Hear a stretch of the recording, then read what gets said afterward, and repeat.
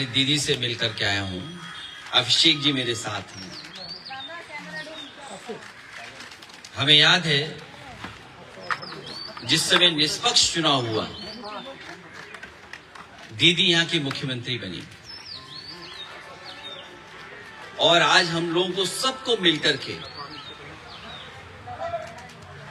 जो इलेक्शन में बेईमानी हुई है उसके लिए खड़ा होना पड़ेगा।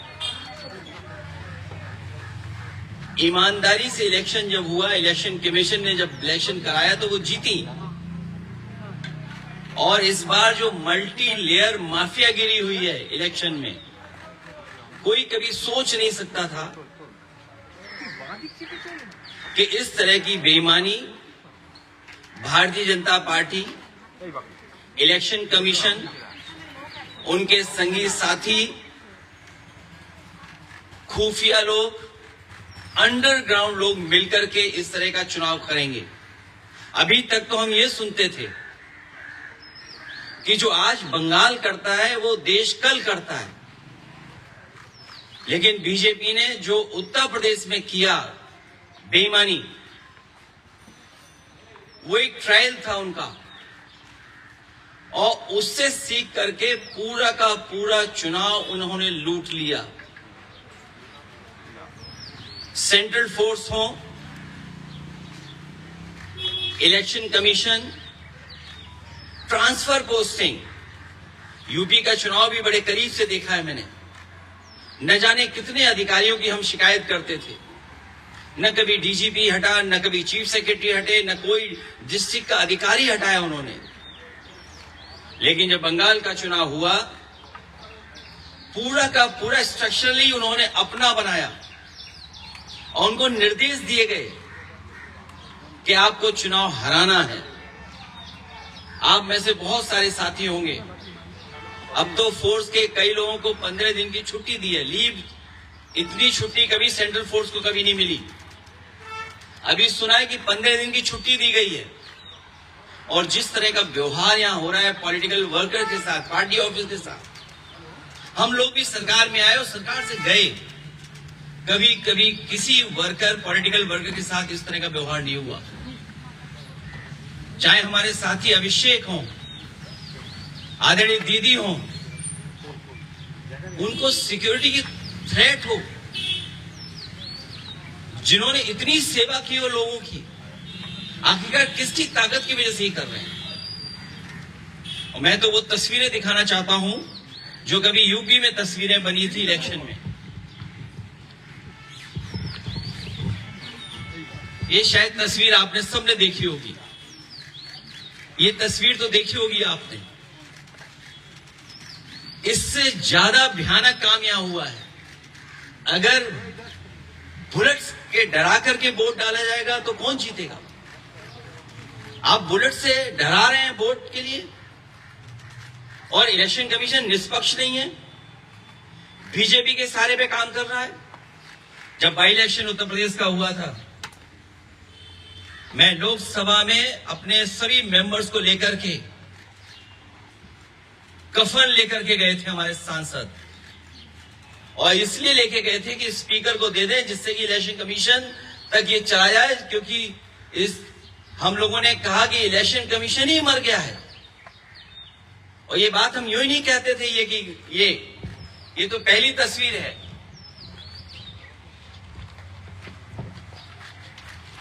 दूसरी तस्वीर भी किसी से छिपी नहीं होगी, ये दूसरी तस्वीर भी नहीं छिपी होगी किसी से। और फिर जो वोट डालने का तरीका है, मैं केवल एक कॉन्स्टिट्यूएंसी का उदाहरण दे रहा हूं कि इस तरीके से फोर्स से वोट डलवाया। मैं 2012, 2017, 2022 समाजवादी पार्टी 37%, 2017 42%, 2022 46%। कभी समाजवादी पार्टी चुनाव नहीं हारी। और बीजेपी 29%, 37%, 30%। और जब सेंट्रल फोर्स और फोर्स के साथ जब उन्होंने चुनाव डलवाया, अंदर किसी भी एजेंट को नहीं रुकने दिया। बंगाल में भी यही किया। कि जो पॉलिटिकल पार्टी के पोलिंग स्टेशन के अंदर जो एजेंट्स होते हैं उनको धमकाया, डराया और न जाने क्या क्या तरीका अपनाया होगा। यहां देखिए आप, जब डराया, धमकाया और पुलिस का साथ लिया तो कितना 77% पहुंच गया वोट बीजेपी का। 77%। ये वो डेटा मैं दिखा रहा हूं जो इलेक्शन कमीशन के पास भी अवेलेबल होगा। ये तो पूरे इलेक्शन की प्रक्रिया ही बदल दी इन्होंने। और अब तो ऐसा है बीजेपी की सरकार में इलेक्शन कमीशन से मिलकर के पहले आपको रिजल्ट मिल जाएगा, सर्टिफिकेट मिल जाएगा, उसके बाद काउंटिंग होगी, उसके बाद वोट पड़ेंगे, उसके बाद वोटर लिस्ट ठीक की जाएगी। पूरा चुनाव ही अलग कर दिया इन्होंने, पूरी चुनाव की प्रक्रिया ही बदल दी इन्होंने। और आदरणीय दीदी इनकी आंखों में खटकती हैं। आदरणीय दीदी संघर्ष करने वाली हैं, वो निराश होने वाली नहीं है। बीजेपी की आंखों में इसलिए खटकती हैं क्योंकि वो आदि आबादी का प्रतिनिधित्व करती हैं। और भारतीय जनता पार्टी के लोग जो पुरुषवादी हैं, सामंतवादी हैं, कभी नारी को बढ़ते हुए नहीं देख सकते हैं। इन्होंने नारी को मुख्यमंत्री नहीं बनने दिया। राजस्थान में जो पहले मुख्यमंत्री की दावेदार थी, मुख्यमंत्री रही, और देश में केवल एक मुख्यमंत्री आधी अधूरी बनाई जिनके पास कोई पावर नहीं है। इसलिए हम इस लड़ाई में आदरणीय दीदी के साथ हैं, क्योंकि लोकतंत्र को बचाना है, संविधान को बचाना है। अगर हमारे वोट के अधिकार को ही छीन लेंगे तो फिर क्या लोकतंत्र बचा? इतनी डेमोक्रेसी को किसी ने डिस्ट्रॉय नहीं किया होगा जितना भारतीय जनता पार्टी ने किया है। और भारतीय जनता पार्टी पावर के लिए, अपनी ताकत के लिए किसी भी सीमा तक जा सकती है, कोई भी कानून नियम तोड़ सकते हैं। और उत्तर प्रदेश में हम लोगों ने बड़े करीब से देखा, वहां पर ये जो करते थे वो यहां पर किया है। अखिलेश जी, आप कह रहे हैं कि इलेक्शन कमीशन बीजेपी के साथ मिलजुल के ये सब किया, लेकिन आप लोग रोकेंगे कैसे सर? हर जगह से आप लोग वोट चोरी का शिकायत तो कर रहे हैं, लेकिन रोकेंगे कैसे? मुझे उम्मीद है कि देश की जनता इसके बाद जाग जाएगी। जो बंगाल में हुआ है, जो बंगाल को सेंट्रल फोर्स से, क्या आप कल्पना कर सकते हैं कि 3 लाख सेंट्रल फोर्स भेजी गई और चिन्हित करके अधिकारियों को पोस्ट किया गया? सुनने में तो यह भी आया कि अधिकारियों को लालच दिया गया है कि चुनाव जिता दो तो हम आपको अच्छा पद देंगे। और आप यकीन करना, देख लेना, आप जो यहां से चुनाव करा करके जा रहे हैं अधिकारी बड़े, कुछ न कुछ लाभ का पद पाएंगे। हम लोगों को उम्मीद है कि हम लोगों को जनता के बीच में जाकर के जगाना पड़ेगा उनको। सर, बीजेपी का कहना है ममता बनर्जी के बाद आप है टारगेट। उत्तर प्रदेश में नेक्स्ट ईयर इलेक्शन है, उनका कहना है कि आप है टारगेट। हमसे 2 गलतियां हुई, एक बीजेपी को हरा दिया और दूसरा अयोध्या हरा दिया, तो हम तो टारगेट में होंगे ही। ये कोई नई बात नहीं है। और हम तो बहुतों के टारगेट में हैं, एक के टारगेट में नहीं है।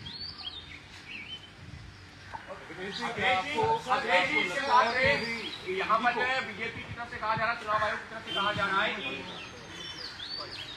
ये यहाँ निष्पक्ष तरीके से चुनाव हुआ, हिंसा मुक्त चुनाव हुआ, इस वजह से इस तरह के नतीजे आए। भारतीय जनता पार्टी सोम पपड़ी की तरह झूठ की लेयर है। सोम पपड़ी खाई कभी? एक लेयर के ऊपर दूसरी लेयर झूठ की चढ़ा देते हैं लोग। और आपको तो मैं ये कहता हूं ना, सब वीडियोस आर्काइव में पड़े हुए हैं। रामपुर का इलेक्शन देख लो, किसी वोटर को नहीं निकलने दिया। और ये जो डेटा मैं आपको दिखा रहा हूं, ये रामपुर की कॉन्स्टिट्यूंसी का दिखा रहा हूं मैं, कुंदर की कॉन्स्टिट्यूंसी का दिखा रहा हूं मैं। ये तो डेटा आप देख सकते हो। इलेक्शन कमीशन अंधा है क्या? और ये महिलाओं की तस्वीर क्या आप भूल गए कि आपके अपने चैनल पे भी चली थी तस्वीरें? ये तस्वीरें आप भूल गए क्या? ये तो आपके चैनल पे भी तस्वीरें चली थी, वीडियो चले थे। ये इन महिलाओं ने, जिन्होंने कोई परवाह नहीं की, मैंने इन महिलाओं को 2-2 लाख रुपए से सम्मान किया था कि इन्होंने कम से कम अपने वोट के अधिकार के लिए लड़ी। उन्हें परवाह नहीं थी गोली की, उन्हें रिवॉल्वर की। आप पता करिए ये क्या हालत थी उस समय। केवल ये तस्वीर नहीं, ये तस्वीर भी आप भूले नहीं होंगे। हालांकि सीसीटीवी से बहुत घबराते हैं बीजेपी के लोग, सीसीटीवी से, कैमरे से बहुत घबराते हैं। अगर यही इलेक्शन कमीशन निष्पक्ष है तो कुदरकी में जो वोट डाला है उसकी सीसीटीवी वीडियो जनता को दिखा दो। अगर जनता को नहीं दिखाना चाहते हैं तो प्रेस पे तो भरोसा करते होंगे। अगर सब प्रेस को नहीं दिखा सकते हैं तो अपने खास चैनलों को बुला करके और हमें भी बुला लेना, और फिर जब सुप्रीम कोर्ट की प्रोसीडिंग्स लाइव हो सकती हैं तो बंगाल के वोटिंग की काउंटिंग की सीसीटीवी क्यों नहीं दिखाई जा सकती, क्यों नहीं लाइव हो सकती है? कम से कम जनता में तो संदेश जाए, जो लोकतंत्र है वो मजबूत होगा। अगर सीसीटीवी की जो फुटेज है वो अगर बीजेपी दिखवा देगी इलेक्शन कमीशन से तो शायद उससे लोकतंत्र और मजबूत होगा। ये तो अकेले इलेक्शन कमीशन से लड़ रहे थे, हमें तो यूपी में जो हमारा साथी कह रहा था टारगेट, उनके परिवार के लोग भी कई जगह बैठे हुए हैं, उनके बहुत सारे साथी सहयोगी भी बैठे हुए हैं। हमें सबसे लड़ना है, लेकिन हमें भरोसा है कि जनता ने जो बंगाल में देखा है, जिस तरीके का व्यवहार सेंट्रल फोर्स का, इलेक्शन कमीशन का, संघी साथियों का, इनके अंडरग्राउंड लोगों का, बीजेपी के लोगों का, उत्तर प्रदेश की जनता जागरूक होकर इनका जवाब देगी।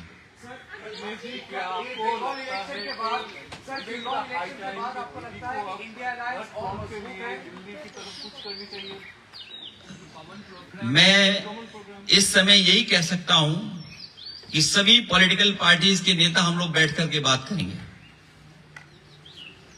आपको लगता है कि इंडिया अलायंस के सारे जो पार्टीज है वो स्ट्रॉन्गर है, अभी यूनाइटेड है बंगाल इलेक्शन के बाद? कोशिश यही होगी कि सब लोग और साथ मिलकर के काम करें, क्योंकि लोकतंत्र बचाना है, डेमोक्रेसी को बचाना है। ये डेमोक्रेसी को डिस्ट्रॉय करना चाहते हैं, हमारे वोट के अधिकार को ही छीनना चाहते हैं। हालांकि बात यहां की नहीं है, लेकिन यूपी की मैं कह सकता हूं, वो वोट छीन करके आम लोगों के और खासकर पीडीएस समाज के लोगों के अधिकार छीनना चाहते हैं। जब वोट छीनेगा तो सोचिए क्या अधिकार छीनेगा। वो डेटा आपको अवेलेबल है कि किस तरीके से वोट के अधिकार को छीनने से कितनी सीटें हार गए, वो डेटा छिपा नहीं है। और लॉजिकल डिस्क्रिपेंसी के लिए क्या सॉफ्टवेयर इस्तेमाल किया होगा, आखिरकार किसका सॉफ्टवेयर था वो? लॉजिकल डिस्क्रिपेंसी जो हुई है वो किसकी वजह से हुई है? कौन डेटा देख रहा था, कौन सा सॉफ्टवेयर था वो? सर आप लोग पार्लियामेंट में इसको उठाएंगे सर? पार्लियामेंट में तो मैं कफन लेके गया था इलेक्शन कमीशन के लिए। अभी सर बंगाल इलेक्शन के बिल्कुल उठाएंगे।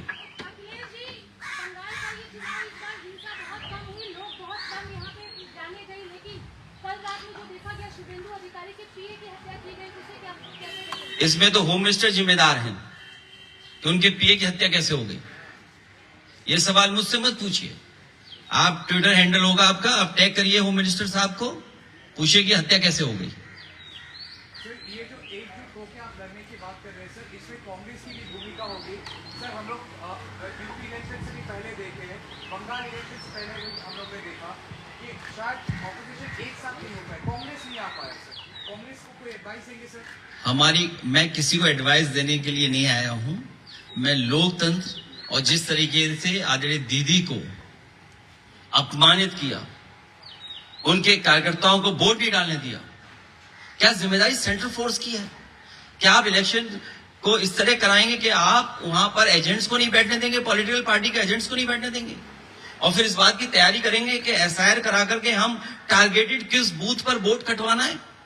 जो टीएमसी के स्ट्रांग बूथ हैं, स्ट्रांग वोटर्स हैं, उनको वोट ना देने दिया जाए, इसलिए वोट कटवा दें उनका? ये अधिकार किसने दिया है?